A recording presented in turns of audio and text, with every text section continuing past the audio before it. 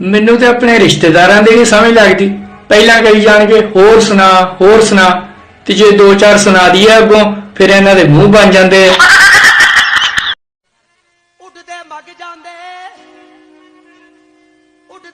ਜਾਂਦੇ ਓਏ ਸਾਰੇ ਨਸਲੀ ਨੇ ਓਏ ਪਰ ਰੰਨਾ ਪਿੱਛੇ ਲੱਗ ਜਾਂਦੇ ਓ ਚੱਲੀਏ ਪਰ शोहर लाख भला चाहे तो क्या होता है, वही होता है जो बीवी ने कहा होता है।